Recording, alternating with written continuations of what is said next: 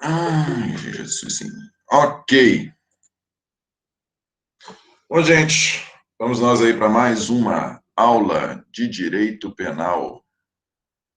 Dando sequência na nossa disciplina, hoje nós vamos tratar de cominação de pena. Cominação de pena e aplicação de pena. Num primeiro momento, vocês vão ver que nós vamos tratar de artigos que nós já fizemos referência a eles. Só que, para manter a lógica da disciplina, convém que a gente dê sequência aos artigos, continue vendo da forma que nós estávamos, da forma que nós vimos estudando, de forma a não quebrar a sequência lógica, ok? Vou projetar aqui para vocês.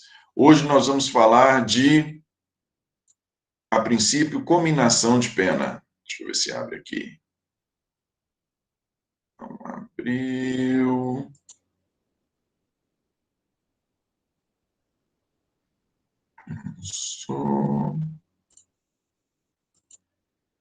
Agora foi.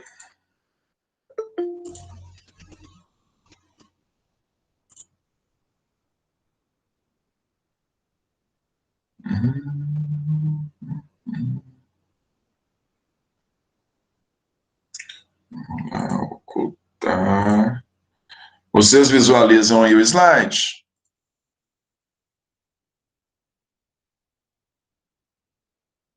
Sim? Ok. Vamos lá.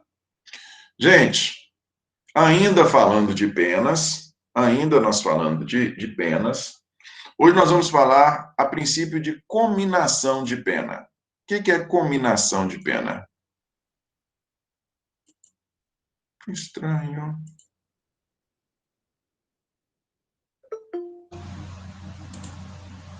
O que é cominação de pena? Cominação de pena é a indicação pela própria lei, cominação de pena é a indicação pela própria lei de como a pena é prevista em lei. Olha só para você ver que círculo mais redondo. Cominação da pena é a indicação pela própria lei, é a própria lei nos indicando como as penas são previstas, como as diversas modalidades de penas são previstas. Lembra que nós falamos que tem 3 tipos de pena? Privativa de liberdade, restritiva de direito e multa? Pois bem, cominação de pena é a indicação, é a própria lei nos indicando como essas 3 espécies de pena são previstas na lei. Vamos falar aqui a respeito dos artigos que vocês vão entender o que eu estou querendo dizer. Olha lá, penas privativas de liberdade. Penas privativas de liberdade. O artigo 53 do Código Penal, ele nos diz como que as penas privativas de liberdade vêm previstas em lei. Como é que o artigo 53 nos diz? Ele fala, ó, as penas privativas de liberdade têm seus limites estabelecidos na sanção correspondente a cada tipo legal de crime. As penas privativas de liberdade têm seus limites estabelecidos na sanção correspondente a cada tipo legal de crime. Ou seja, o 53 está nos indicando, olha, as penas privativas de liberdade, a pena de detenção e a pena de reclusão, onde elas vêm previstas em lei? Elas vêm previstas em lei no próprio tipo legal de crime. E é nesse próprio tipo legal de crime que traz os limites da pena, os limites mínimo e máximo. Por exemplo, no crime de homicídio, homicídio simples, artigo 121 caput, a pena privativa de liberdade para o delito de homicídio vem previsto no próprio tipo. Estabelece lá a pena, reclusão, limite mínimo, 6, limite máximo, 20 anos. Então, é o artigo 53 nos dizendo como que as penas privativas de liberdade são previstas em lei. Elas vêm no próprio tipo. Beleza? Qualquer interrupção, vocês podem abrir o áudio aí e me interromper, viu, gente?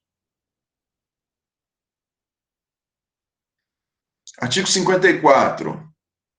E aí agora, já falando, como eu estou falando para vocês, nesse primeiro tópico de cominação de penas, ela vem nos indicando como as penas são previstas. Artigo 54 se refere às restritivas de direito.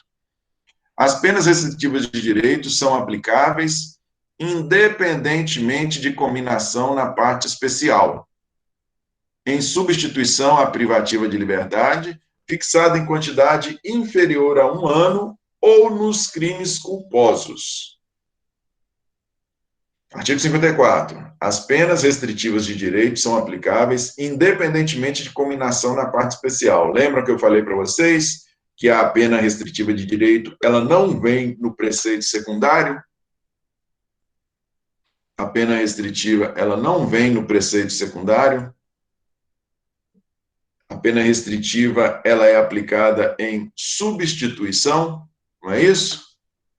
O artigo 54, ele contém uma impropriedade.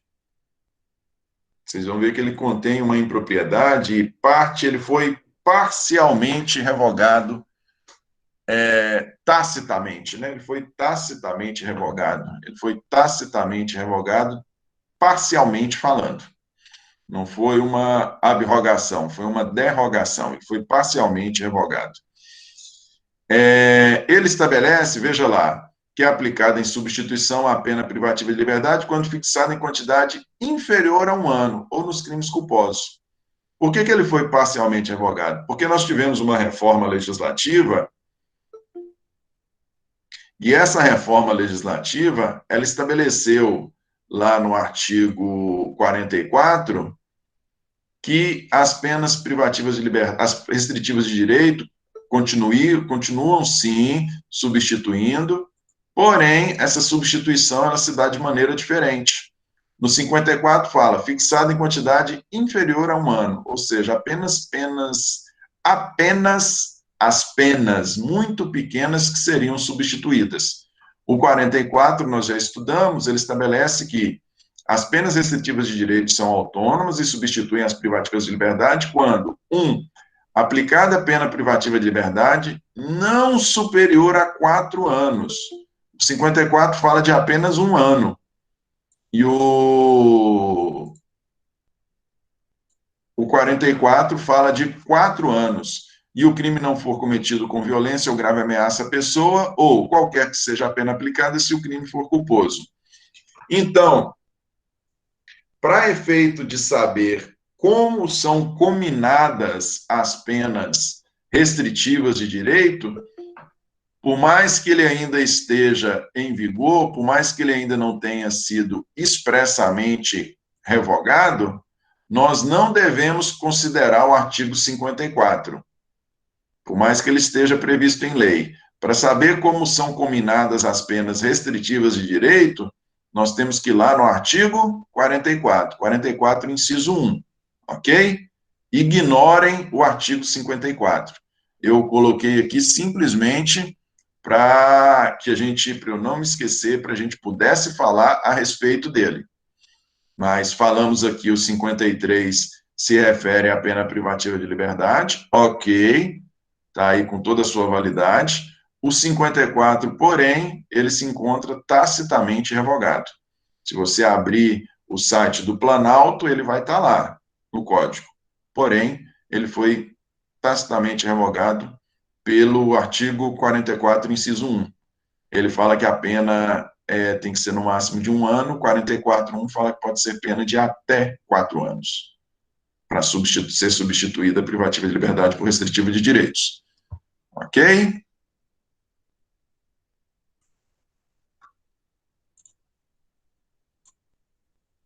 Ainda falando de pena restritiva de direito. As penas restritivas de direito referidas, artigo 55.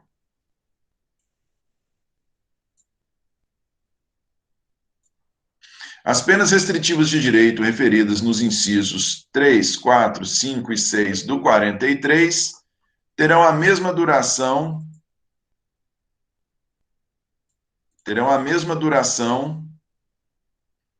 da pena privativa de liberdade substituída. Nós falamos há pouco, vocês viram que a restritiva de direito ela é sempre aplicada em substituição. Nós temos as várias modalidades lá. Essas modalidades aqui indicadas nos incisos 3, 4, 5 e 6 do 43, elas vão ter a mesma duração da pena privativa de liberdade substituída. Alguém localiza aí, lança aqui no chat, por favor, o artigo 43 e os seus incisos? Aqui. Quem puder colocar aqui, por favor, artigo 43 do Código Penal e todos os seus incisos. Quem pode aí nos auxiliar?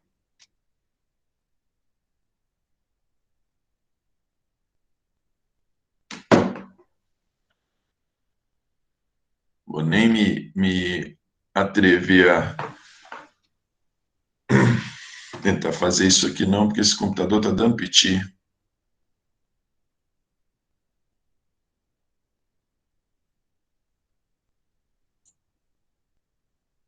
Hein, gente? Por favor, artigo 43, aqui.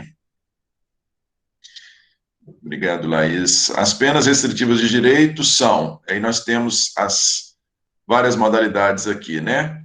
O que o artigo 55 está nos dizendo? As dos incisos 3, 4, 5 e 6 terão a mesma duração das privativas de liberdade substituídas. 3, limitação de final de semana.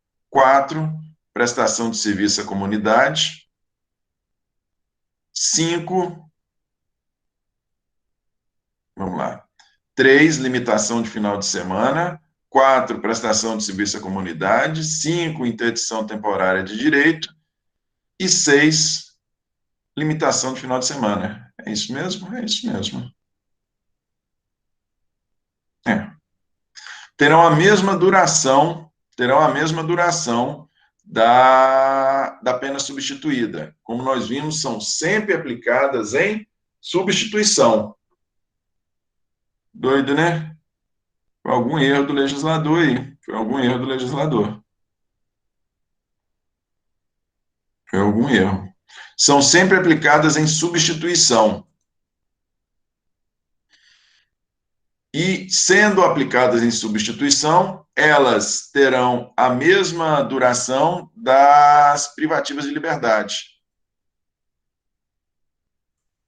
Com exceção, vamos lá no 55, ressalvado o disposto no parágrafo 4º do 46.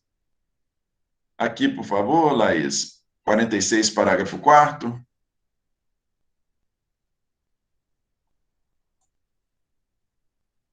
Na verdade, gente, esse artigo 55, o erro dele, quer ver? Vamos ver como é que está o 46, parágrafo 4º aqui. Nós tivemos a alteração do tópico referente às penas restritivas, estão lá nos 43, 44, mas não tivemos alteração de 55. Aí dá um nó.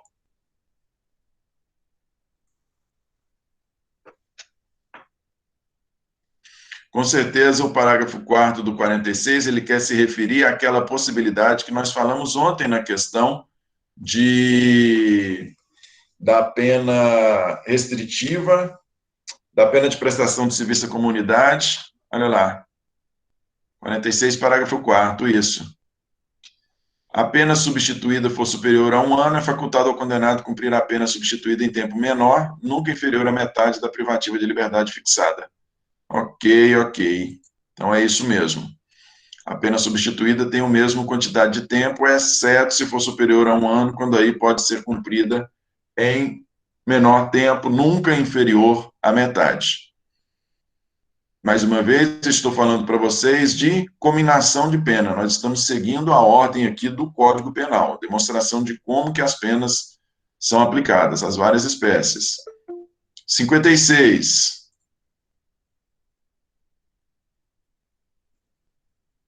As penas de interdição previstas nos incisos 1 e 2 do 47 aplicam-se para todo crime cometido Isso aqui nós até já falamos a respeito, quando falamos de cada uma das penas restritivas. As penas de interdição previstas nos incisos 1 e 2 do 47 aplicam-se para todo crime cometido no exercício de profissão, atividade, ofício, cargo ou função, sempre que houver violação dos deveres que lhes são inerentes. Então vejam que nós já fizemos referência a esse 56 quando nós estudamos as modalidades das restritivas de direito.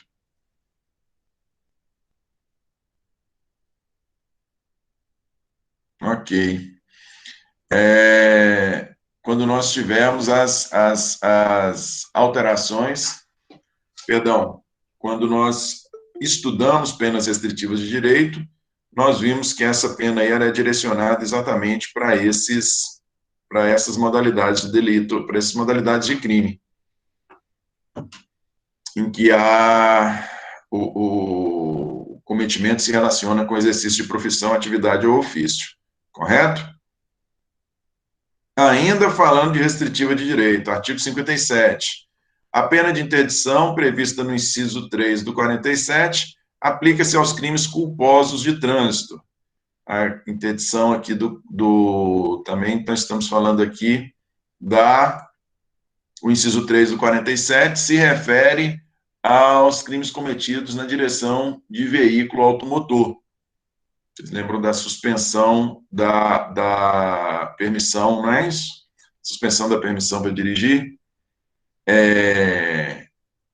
Vocês vejam, gente, que todos esses artigos, 55, 56, 57, eles são uma indicação para o julgador, uma indicação para o juiz, de como qual pena deve ser utilizada para qual delito, ou como as penas devem ser utilizadas. A privativa de liberdade, nós vimos que ela vem prevista no próprio tipo, já a partir do 54, nós temos aí uma indicação de como as penas restritivas de direito devem ser aplicadas. Né? Elas dão uma indicação de que, a depender da natureza do crime, deverá se optar por uma ou outra pena restritiva de direito. Até mesmo porque, deixa eu ver se tem alguém aqui solicitando para ser aceito, tem. Até mesmo porque, nós vamos ver lá na frente, é o nosso artigo, quando nós vamos falar de 59, até mesmo porque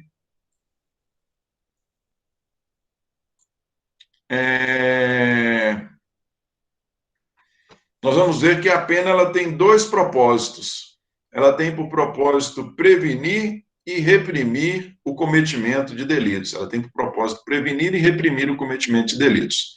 Daí porque esses artigos do 53 ao 57, 58, se referem ao 57, que 58 já fala de multa, pena de multa. Do 53 ao 57, todos eles dão uma indicação de como devem ser aplicadas as penas restritivas de direito, exatamente para que, apesar de ser uma pena restritiva de direito, ou seja, apesar de nós não termos a privação de liberdade, convém que a pena seja aplicada de acordo com o estabelecido aí entre os 53 e os 57, para que a pena cumpra este propósito de prevenir e reprimir o delito. Acabamos de falar aqui do 56. Se a pessoa cometeu o crime no exercício de atividade, ofício ou profissão, suspende-se o direito dela exercer esta sua profissão. Se o delito foi cometido na direção de veículo automotor, o propósito é impedir que a pessoa, a pena, por mais que não vai ser privativa de liberdade, mas vai ser a impossibilidade da pessoa dirigir veículo, correto? São indicativos de como essas penas devem ser aplicadas, a melhor maneira de se aplicar a pena restritiva de direito, com este duplo propósito de prevenir e reprimir o cometimento do crime. Tranquilo? Pena de multa. Pena de multa. Nós também falamos a respeito da pena de multa. Aqui. Artigo 58. A multa prevista em cada tipo legal de crime tem os limites fixados no artigo 49 e parágrafos deste Código. Coloca o artigo 49 aqui, por favor, Laís. Artigo 49. A multa prevista em cada tipo legal de crime tem seus limites fixados no artigo 49 e seus parágrafos deste Código.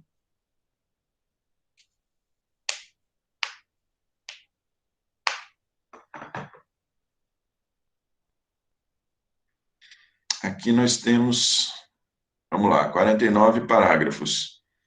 A pena de multa consiste no pagamento ao fundo penitenciário de quantia fixada. Aí vocês viram, nós vimos, o 49 ele fala dos dias multa, ou seja, a multa ela é aplicada, ela é calculada em dias multa, não é isso? No mínimo de 10 e no máximo de 360 dias multa. Cada dia multa tem um valor que pode ser de 1/30 do salário mínimo. Fala-se em maior salário mínimo mensal, nós temos um salário mínimo único, né? Não pode ser inferior a 1/30 deste salário e também não pode ser superior a 5 vezes esse salário. Cada dia multa, não é a multa total, é cada dia multa. A pessoa pegar uma pena de 100 dias multa, com 5 salários o valor de cada dia multa, ela vai ter que pagar uma multa de 500 salários, não é isso? É cada dia multa pode valer de 1/30 a 5 vezes o salário. O valor da multa será atualizado quando a execução por índice de correção monetária. Pois bem, então vejam, quando o artigo 58, no seu caput, ele está se referindo, no caput de 58, ele está se referindo à pena de multa não aplicada em substituição. Ele está se referindo à pena de multa prevista no próprio tipo. Lembram que eu disse para vocês que nós temos a multa, ela pode ser de duas naturezas? Ou ela pode ser aplicada em substituição, como todas as outras penas restritivas de direito, ou ela pode vir prevista no próprio tipo, quando ela vem prevista de maneira cumulativa, com a pena privativa de liberdade. Nós temos pena privativa de liberdade e multa, essa é a previsão cumulativa, ou então nós podemos ter a previsão alternativa, quando lá no tipo traz pena privativa de liberdade ou multa, neste caso é alternativa, e multa é cumulativa, beleza? O 49, indicado aqui no 58, ele nos diz, mas e aí? No tipo só fala assim, e multa, ou multa, não estabelece a quantidade. Nós já, quando nós estudamos, encerramos aí agora antes da nossa segunda prova, da nossa primeira prova, nós dissemos que o juiz estabelece entre esse mínimo de 10 e máximo de 360, considerando duas coisas, a natureza do crime, não é? A natureza do crime e a maior ou menor reprovabilidade da conduta. Ele vai considerar se o mínimo 10, se o máximo 360, e o valor do dia multa ele vai considerar a condição econômica do réu. Não é isso?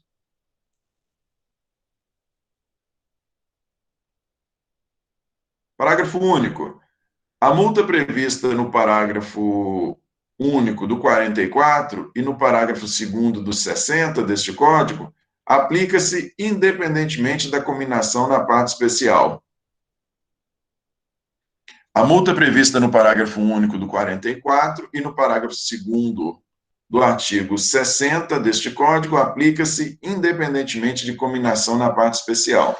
Olha só, gente, o caput do 58, ele se refere à multa prevista no próprio tipo, como acabei de dizer para vocês, prevista no próprio tipo de maneira cumulativa ou alternativa.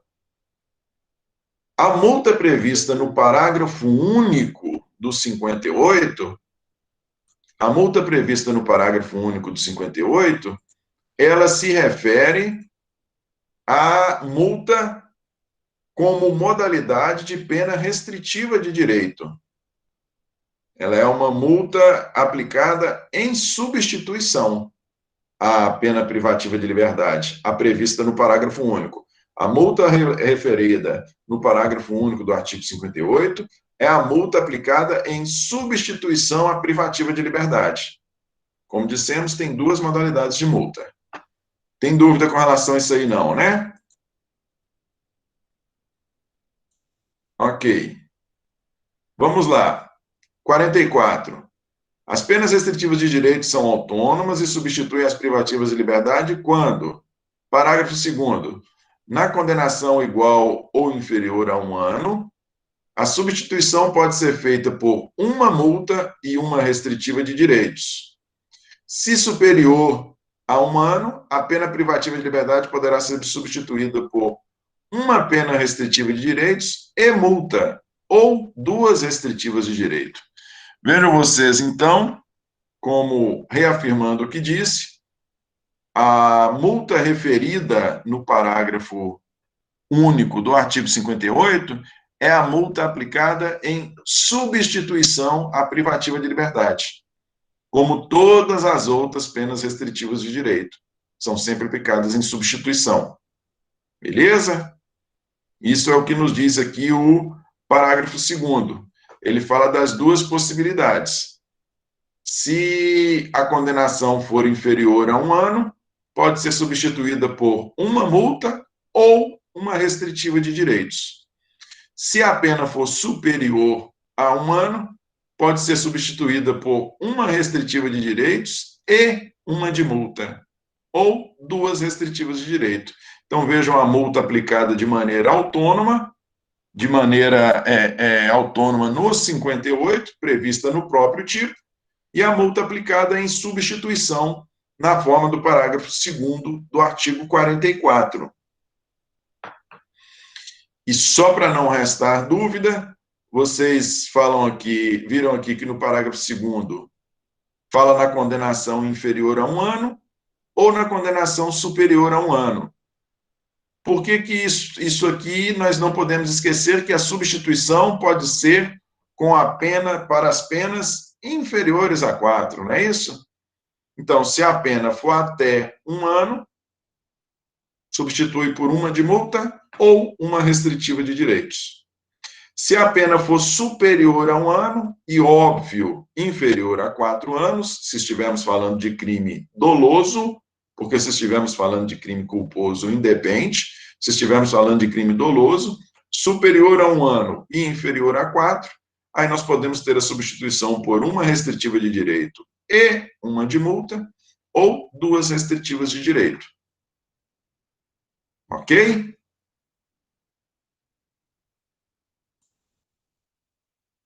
Vamos lá. No parágrafo único de 58, a multa é em substituição à privativa de liberdade. O mesmo para o artigo 44, parágrafo único, segundo, então. Exatamente, Sofia, a mesmíssima coisa. É porque o parágrafo único do 44, o parágrafo único de 58, ele nos fala da possibilidade da pena de multa ser aplicada em substituição, correto? E ele fala dessa possibilidade, essas possibilidades estão no 44, parágrafo 2º, e no artigo 60. Na verdade, o parágrafo único de 58, ele prevê a possibilidade da multa ser aplicada em substituição. Prevê essas duas possibilidades, 44, parágrafo 2º e 60. Aí vem o artigo 44, parágrafo 2º, e nos explica como é que se dá a substituição, tratando-se de pena de multa. O parágrafo único do 58 nos indica, prevê, que fala, olha, a multa pode substituir a privativa de liberdade. Aí o 44, parágrafo 2º, nos indica como é que se dá essa substituição. Tranquilo? Todos dois se referem à substituição da privativa de liberdade por restritiva de direito. E aí,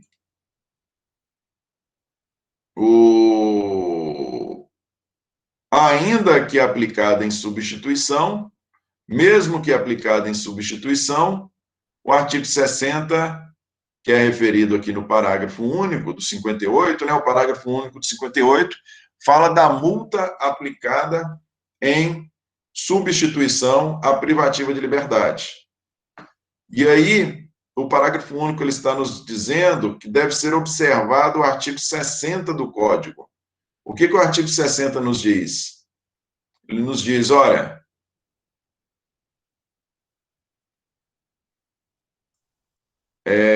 na fixação da pena de multa, o juiz deve atender principalmente à situação econômica do réu.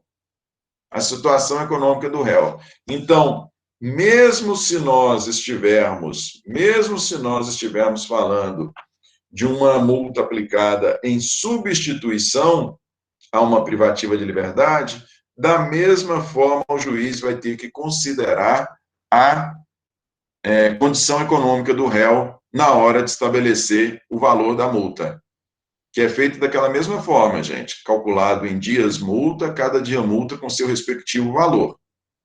Beleza? Parágrafo 2º. A pena privativa de liberdade aplicada, não superior a 6 meses, pode ser substituída pela de multa, observados os critérios dos incisos 2 e 3 do artigo 44.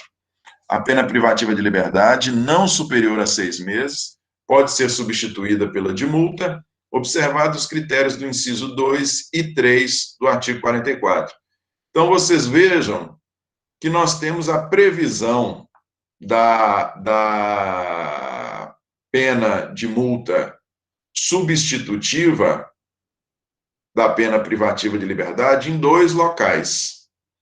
O parágrafo 2º do 44, ele fala da substituição quando a pena é inferior a 1 ano. Se for inferior a 1 ano, pode ser uma de multa ou uma restritiva de direitos. Se for superior a 1 ano, uma de multa e uma restritiva de direitos, ou 2 restritivas de direito, ok? Essa é a primeira possibilidade prevista de multa substitutiva. A segunda possibilidade de multa substitutiva é essa do parágrafo 2º, do 60. A pena privativa de liberdade aplicada não superior a 6 meses, então aqui nós não estamos trabalhando nem com 1 ano, nós já estamos trabalhando com 6 meses. Se a pena for inferior a 6 meses, ela pode ser substituída pela pena de multa, tão somente pela pena de multa, observados os critérios dos incisos 2 e 3 do 44. Vejam vocês, então, uma segunda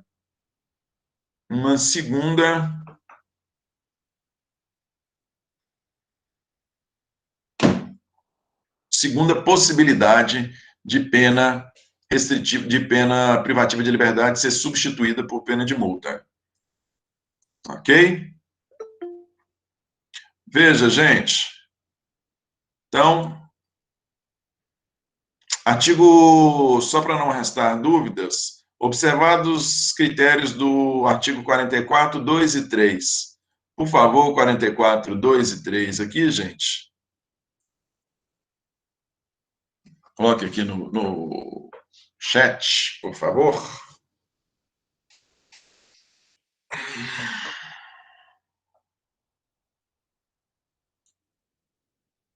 Artigo 44, incisos 2 e 3.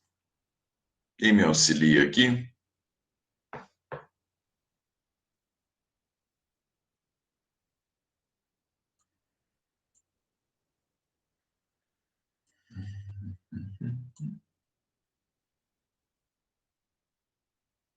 Por favor, gente. Para a gente ver quais são esses critérios que devem ser observados quando a pena é inferior a 6 meses, a pena privativa de liberdade inferior a 6 meses é substituída por pena de multa? Aqui. Artigo 44. As restritivas de direitos são autônomos e substituem as privativas de liberdade quando: 2. O réu não for reincidente em crime doloso. 3. Requisitos de ordem subjetiva: culpabilidade, antecedentes, conduta social e personalidade do condenado, bem como os motivos e as circunstâncias indicarem que essa substituição seja suficiente. São os dois requisitos que devem ser observados para fazer essa substituição da pena privativa de liberdade inferior a 6 meses, por pena de multa. Tem que ser observado esses dois requisitos. Requisito do inciso 2, ele é de ordem objetiva, a não reincidência é ordem objetiva, e a gente vai explicar, eu vou explicar para vocês depois direitinho o que vem a ser essa não reincidência. E o inciso 3, ele é de ordem subjetiva. Culpabilidade, antecedentes, conduta social e personalidade do condenado, bem como os motivos e circunstâncias indicarem que a substituição seja suficiente. Ok? Vamos lá. Sim. Bom, gente, isso que nós vimos aqui é cominação de pena, ou seja, é a lei nos indicando, é a própria lei, é o próprio Código Penal nos indicando como são previstas, como devem ser aplicadas, como são previstas em lei a aplicação das penas privativas de liberdade, restritivas de direito e multa. Ok? Situação diferente, tópico diferente, vem a ser a aplicação da pena. A aplicação da pena é diferente de... A aplicação da pena é diferente de cominação. Cominação é a indicação, como eu disse para vocês, a indicação na lei de como as diversas modalidades de pena são previstas, como é prevista a sua aplicação. Ponto. Prevista em lei, né? Como que se dá, como é a sua previsão em lei. Aqui na aplicação da pena, e nós temos esse tópico no Código Penal, aqui na aplicação da pena, o que nós vamos ver é como se calcula uma pena privativa de liberdade em especial. Como é que se calcula uma pena? Nós vimos que a pena, ela, na lei, na letra da lei, ela nos traz apenas o mínimo e o máximo. Ela nos informa lá, se a pessoa cometeu um homicídio simples, o que nós temos? Pena de 6 a 20 anos. Mas como é que o legislador vai saber, como é que o legislador foi estabeleceu lá na lei, como é que o julgador vai saber se deve ser 6, 7, 8, 10 ou 20? Quais os critérios que ele deve se utilizar, com base em que ele vai aumentar ou diminuir a pena?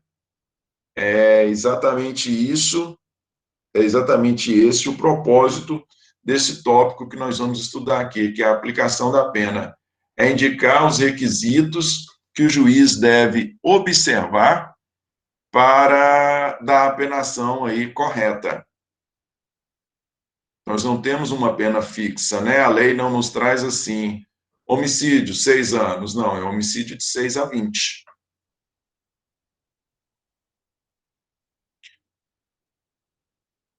Como assim, Cláudio?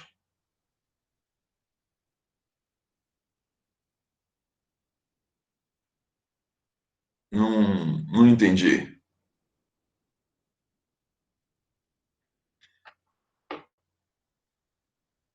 Não. Sim, sim. Nós temos as circunstâncias, se o delito, se houver a modalidade do crime qualificado, porque nem todo crime é qualificado, se houver a modalidade do crime qualificado, nós também teremos um aumento de pena. Mas esse aumento de pena, ele não é fixo. Nós teremos uma variação da pena, mas ele não é fixo. Não é assim. Qual é a alteração que nós vamos ter? O homicídio simples, a pena é de 6 a 20. E o homicídio qualificado, né, onde nós temos a incidência de algum dos incisos lá? Deixou de ser 121 caput e passou a ser 121, parágrafo 2º, inciso 1, por exemplo. Neste caso, a pena também varia. Ela varia de 12 a 30.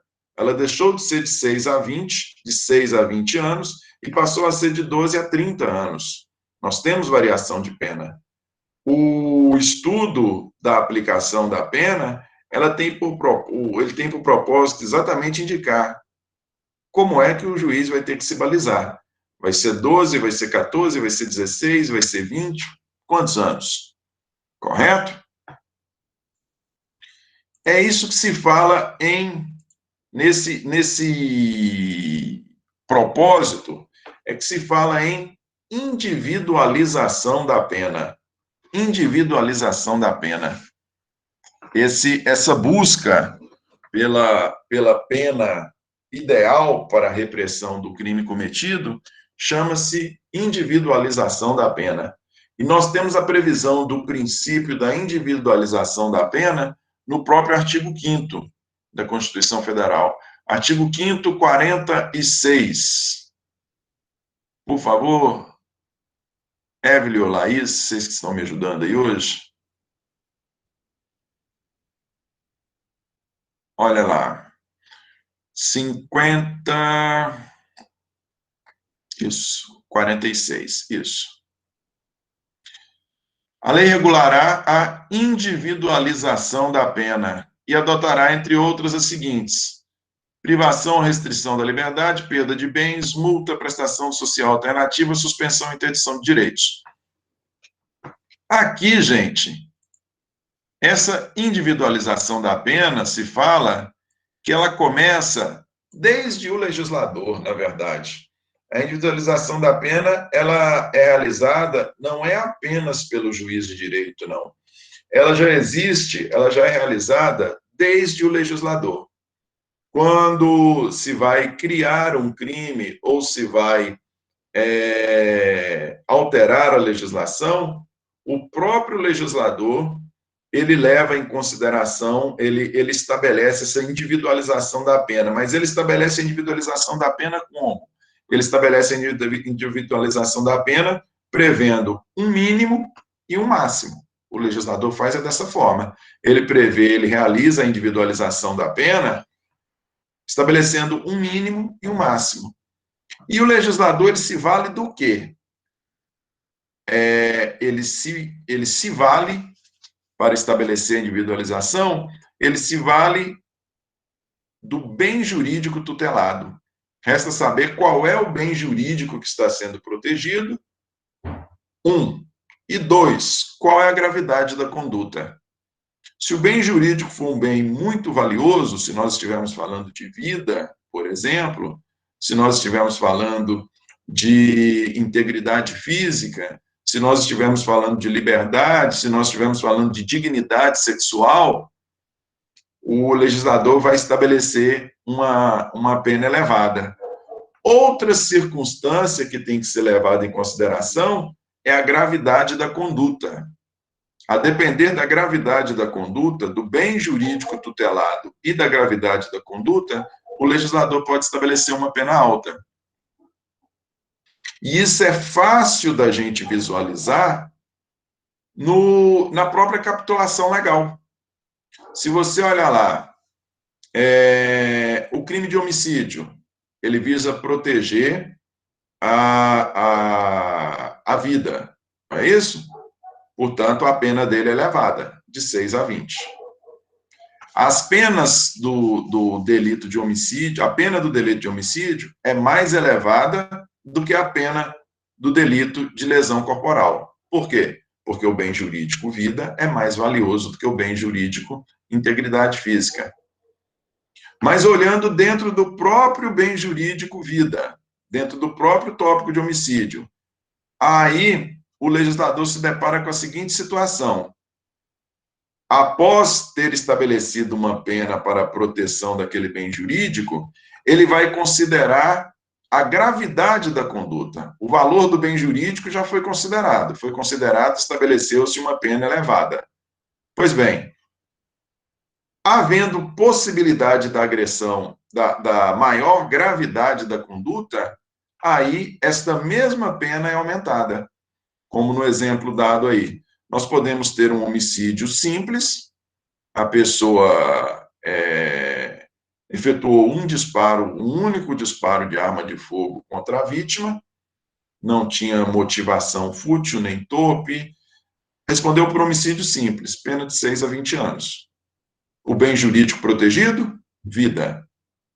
Ou nós podemos ter uma segunda situação em que a pessoa, não satisfeita em efetuar um único disparo contra a sua vítima, ela optou por matar a sua vítima a facadas, a golpe de faca.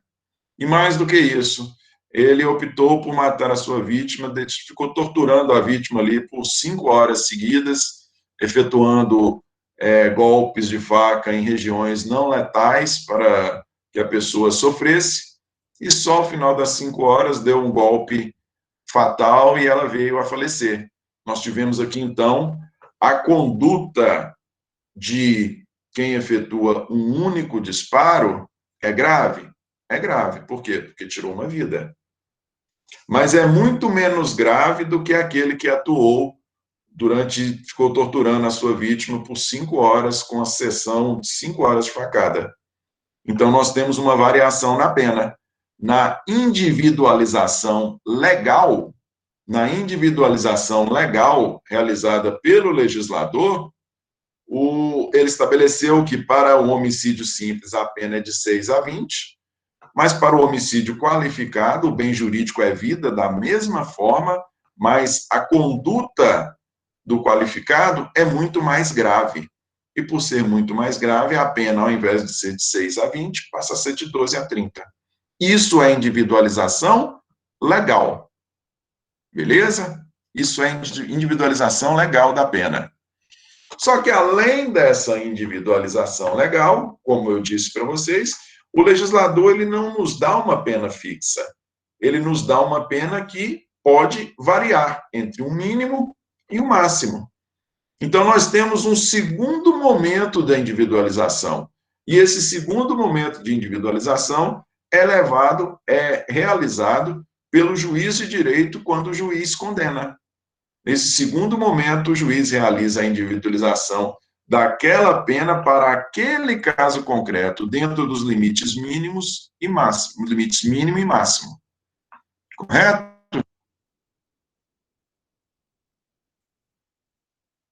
E nessa individualização feita pelo juiz,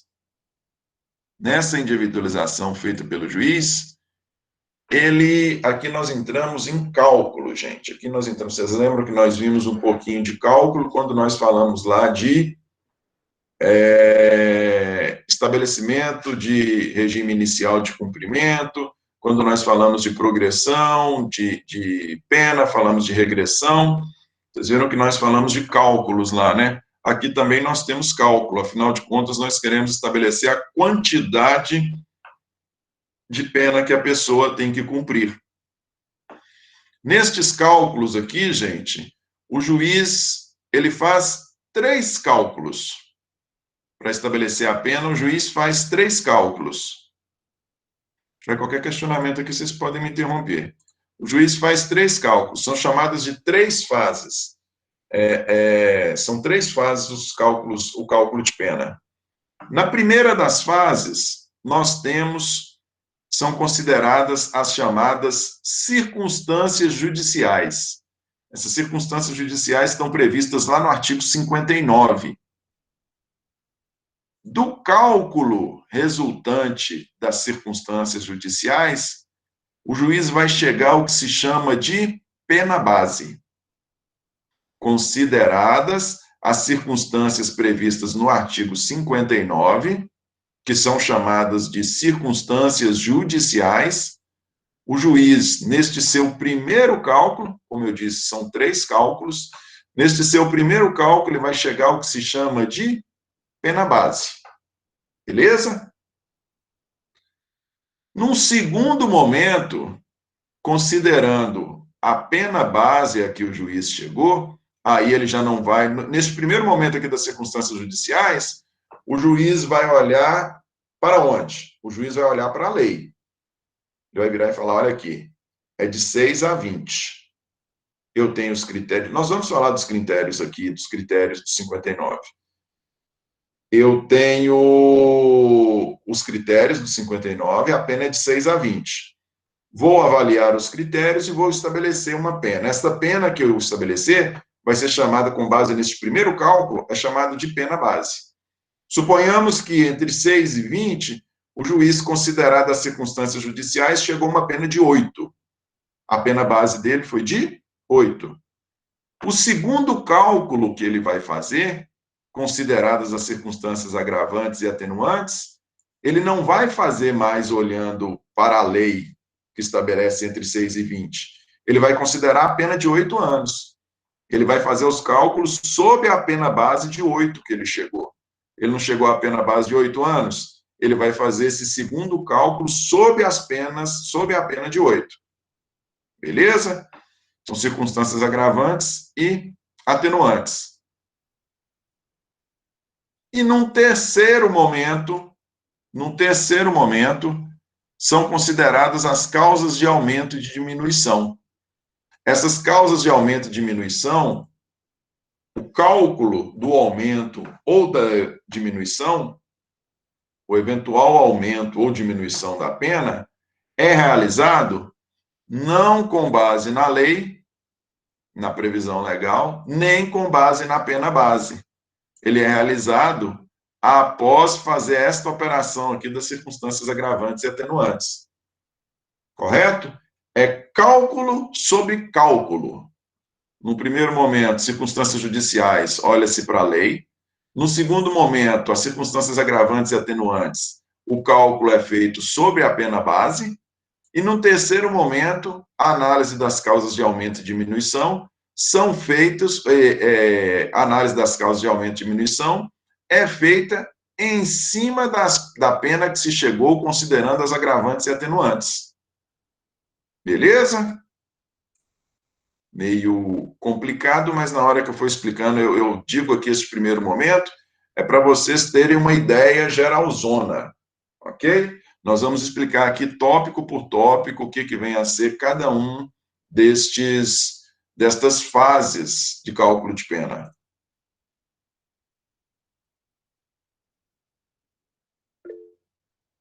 A ideia...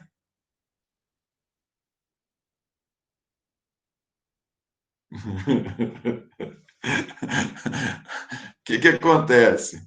Tá doido, né?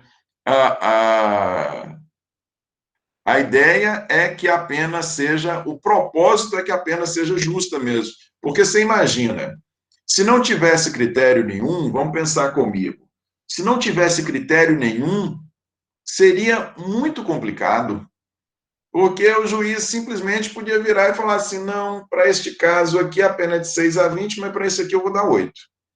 Ah, não, para este outro aqui eu vou dar 10. Esse aqui vai ser 20.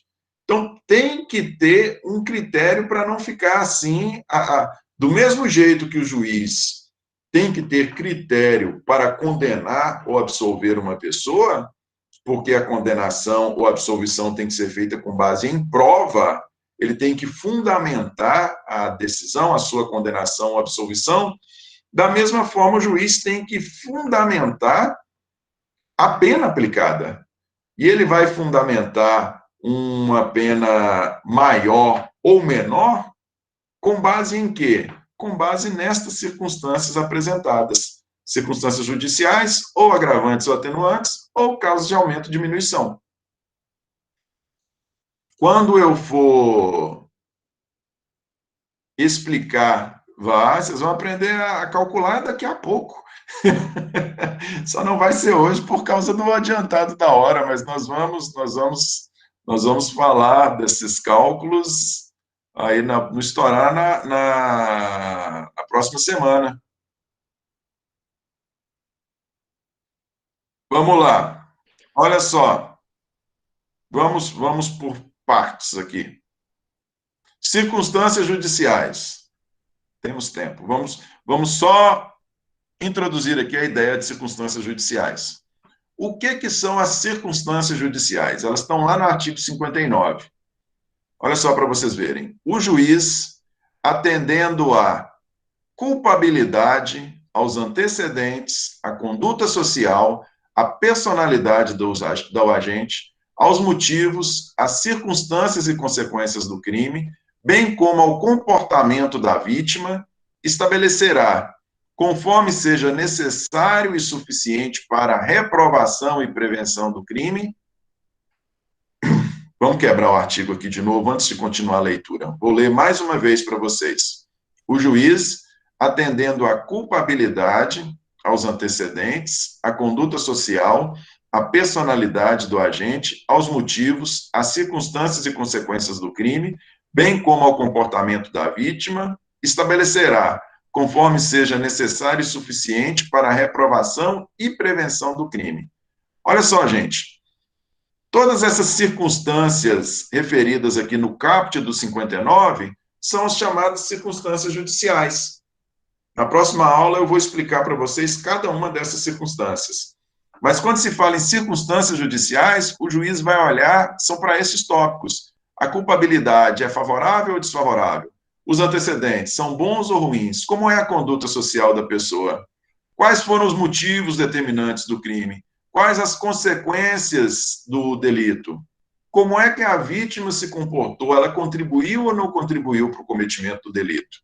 O juiz vai considerar todas essas circunstâncias aqui. Agora vejam vocês. O juiz vai considerar todas essas circunstâncias para estabelecer a pena. Não é para condenar ou absolver. Para condenar ou absolver, ele vai olhar as provas. Para o juiz chegar neste ponto aqui, do 59, ele já está convencido de que o crime ocorreu e já está convencido de que o réu é o autor. Ele já condenou. Ele vai agora estabelecer pena, correto? Ele vai olhar todos esses requisitos aqui, chamados de circunstâncias judiciais, a fim de estabelecer a pena. Dúvida com relação à materialidade, dúvida com relação à ocorrência do crime e dúvida com relação à autoria, ele não tem nenhuma. Ele já está certo. Ele vai considerar esses fatores aqui para estabelecimento de pena.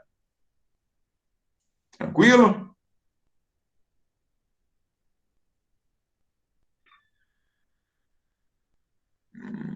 Nananana. Aí,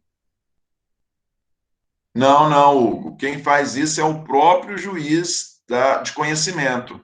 Não é o juiz de execução, não. Porque o juiz de execução, ele vai acompanhar a execução da pena que já foi estabelecida.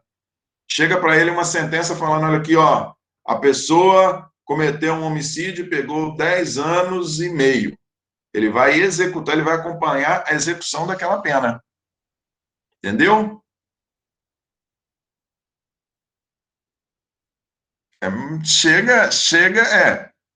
Já chega a pena estabelecida. Aí agora o juiz da execução, ele vai acompanhar o cumprimento, vai acompanhar a progressão, vai acompanhar a progressão da pena, como se deu, vai acompanhar se a pessoa tem um bom comportamento carcerário. Se pode ser o mesmo juiz? Pode ser o mesmo juiz, sim.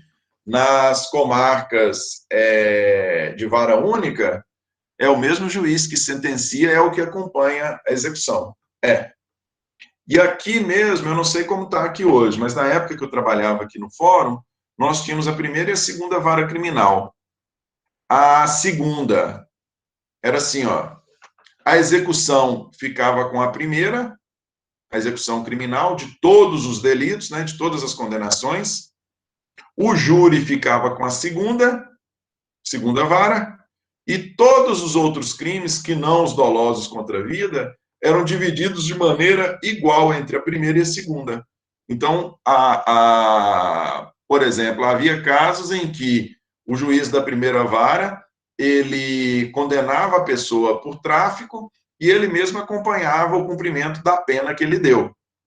Isso acontecia aqui em Montes Claros, onde não tem uma vara única de distribuição.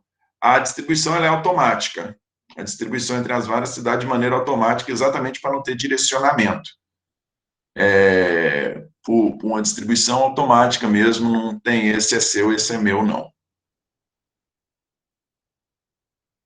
Vamos lá.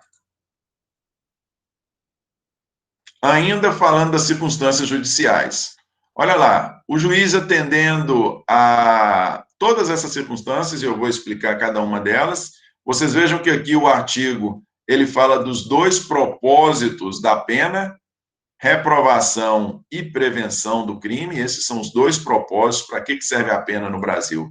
Para prevenir e reprimir o delito. Essa é a ideia. Essa é a ideia. Correto? Consideradas as circunstâncias judiciais, o que o juiz vai decidir? Primeiro, as penas aplicáveis dentre as cominadas. As penas aplicáveis dentre as cominadas.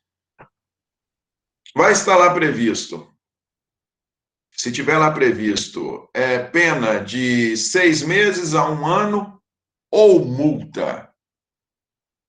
Vamos supor, para determinado delito lá, nós temos a conduta, o crime, está lá a pena, detenção de 6 meses a 1 ano ou multa. O juiz, considerando todas essas circunstâncias judiciais aqui, a primeira coisa que ele vai ter que decidir, qual pena que eu vou aplicar dentre as cominadas? Para este crime aqui, está previsto tanto privativa de liberdade quanto de multa, e está previsto de maneira alternativa. Eu vou ter que escolher, aplico multa ou aplico privativa de liberdade? Aí você fala assim, mas o juiz vai ter que considerar o quê para aplicar uma ou outra? O juiz vai considerar essas circunstâncias judiciais aqui, ó. Será que se eu aplicar só uma multa, neste caso aqui, é suficiente? Ou eu vou ter que lançar a mão da privativa de liberdade? Essa é a primeira consideração do juiz. Essa é a primeira consideração do juiz. A segunda consideração, a quantidade da pena aplicável dentro dos limites previstos. Suponhamos que o crime, o juiz tenha optado pela privativa de liberdade. Né? Passada essa primeira fase aqui, tinha a possibilidade de ser privativa de liberdade ou multa. Ele optou pela privativa de liberdade. Falou, não, pena de multa, considerando as circunstâncias judiciais aqui, do caput do 59, a pena de multa não vai atingir o propósito de ser suficiente e necessário para a prevenção e repressão do crime. A pessoa merece uma pena mais dura. Então, eu vou optar pela privativa de liberdade. Primeiro momento, inciso 1. Segundo momento, a pena varia de 6 meses a 1 ano. Considerando as circunstâncias judiciais aqui, o que 6 meses basta? Não, precisa de 8 meses, 10 meses, ou eu vou ter que aplicar a pena máxima? Considerando o que, seu juiz? Considerando isso aqui, ó. Culpabilidade, antecedentes, conduta social, correto? Terceiro momento, o regime inicial de cumprimento de pena privativa de liberdade. Suponhamos que ele tenha optado pela privativa, que era de 6 meses. No inciso 1, ele optou pela privativa, deixou a de multa para lá. Inciso 2, ele estabeleceu 8 meses, era entre 6 e 12. Terceiro momento, são 8 meses, juiz. E aí? O senhor vai estabelecer, considerando todas essas circunstâncias aqui, o senhor acha que pode começar pelo aberto? Ou tem que ser semiaberto? Ou tem que ser fechado? Qual é o regime que vai ser suficiente e necessário para a prevenção e reprovação do crime? E 4, o juiz vai ver se é possível a substituição da privativa de liberdade aplicada por pena de outra espécie, ou restritiva de direito ou multa. O juiz vai ter que analisar Considerando o quê, gente? Sempre as circunstâncias judiciais. Sempre as circunstâncias judiciais. Ele vai ver se é possível essa substituição ou não. Correto? Muito bem, gente. Olha só. Quais são, então, as circunstâncias judiciais? São esses cinco não, né? 3, 6, 8. São essas 8 circunstâncias aqui que são chamadas de circunstâncias judiciais que o juiz tem que considerar: culpabilidade, antecedentes, conduta social, personalidade do agente, motivos, circunstâncias, consequências do crime e comportamento da vítima. O juiz tem que considerar todos esses tópicos aqui na hora de estabelecer a pena base, que é o primeiro cálculo. É o primeiro cálculo. Beleza? Nós vamos estudar aqui na nossa próxima aula cada uma dessas circunstâncias.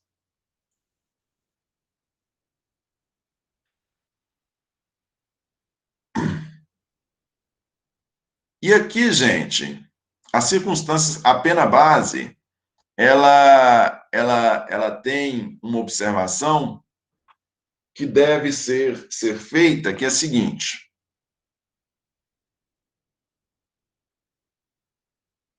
nós temos essas três. Outro slide, qual?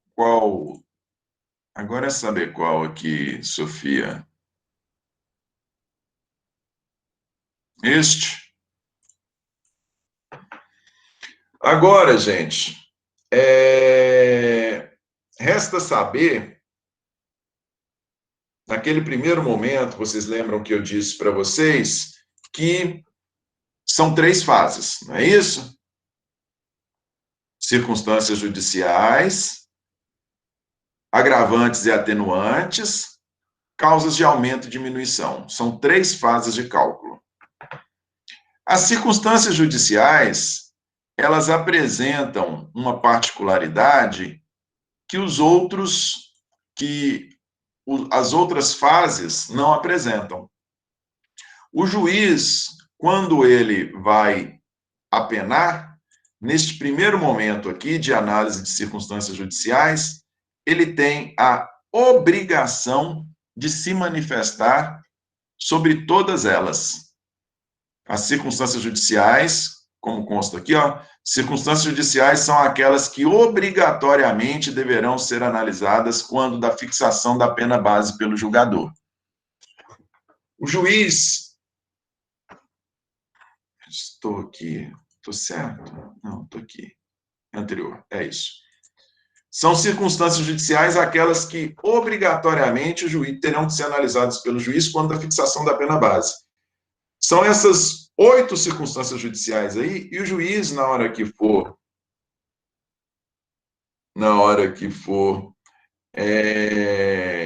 considerar as circunstâncias, considerar para o estabelecimento da pena, primeira das coisas, quando ele for analisar as circunstâncias judiciais, ele tem que se manifestar sobre todas. O que eu quero dizer com isso, gente? Ele tem que virar e falar: a culpabilidade é favorável ou desfavorável, a pessoa apresenta ou não apresenta antecedentes, a conduta social dele era uma conduta social boa, por isso, isso é aquilo, ou então a conduta social dele era péssima, por isso, isso e aquilo, a personalidade dele era de tal forma, os motivos que determinaram o crime. Ele tem que se manifestar sobre todas essas circunstâncias. E você sabe por que ele tem que se manifestar sobre todas essas circunstâncias? Porque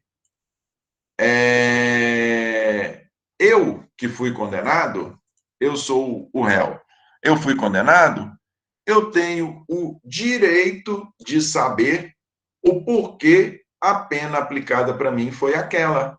Neste primeiro momento, o juiz tem que se manifestar sobre todas, quanto das circunstâncias judiciais, ele tem que se manifestar sobre todas elas.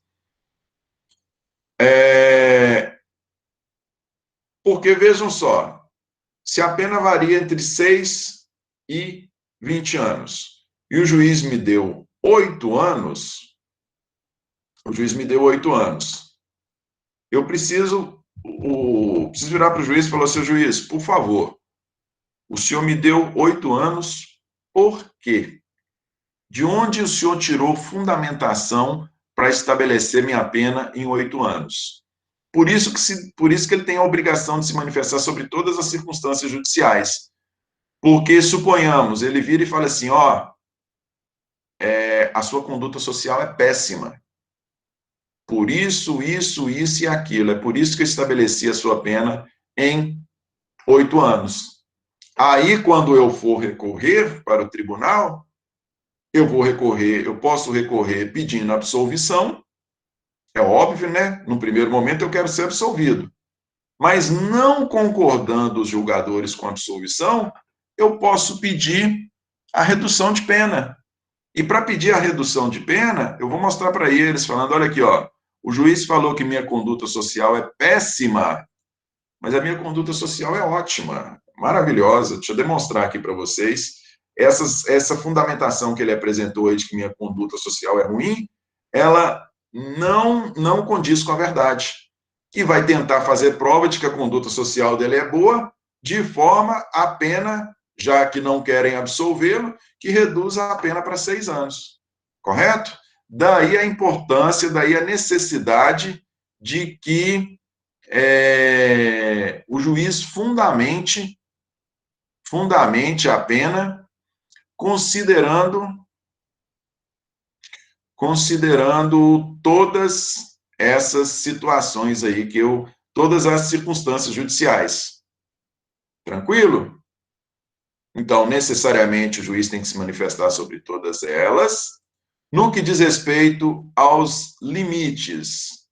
No que diz respeito aos limites, o juiz, ele tem liberdade, ele não pode, nem consideradas as circunstâncias judiciais, ele não pode dar uma pena nem inferior ao mínimo, nem superior ao máximo, né? A pena varia de 6 a 20 anos. Se todas as circunstâncias judiciais forem favoráveis à pessoa, todas essas 8 circunstâncias judiciais, se todas elas forem favoráveis, o juiz vai estabelecer, neste primeiro momento de cálculo, a pena de 6 anos.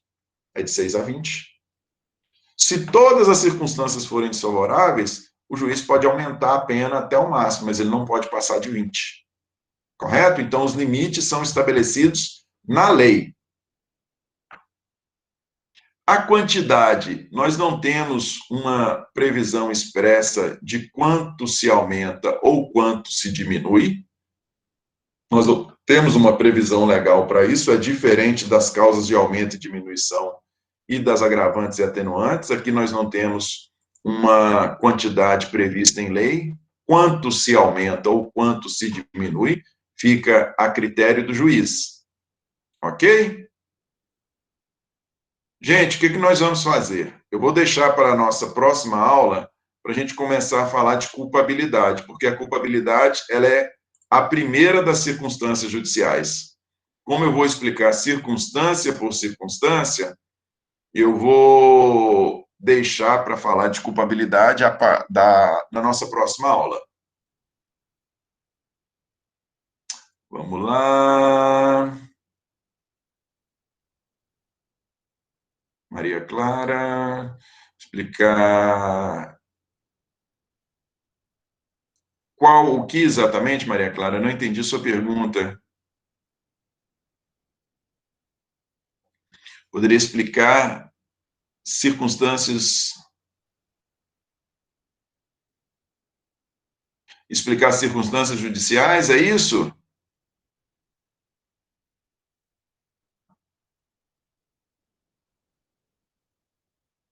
Deixa eu colocar a pergunta aí. O que acontece, Maria Clara? Circunstâncias judiciais são todas essas circunstâncias aqui, essas 8 circunstâncias aqui, esses 8 tópicos que estão previstos lá no caput do 59.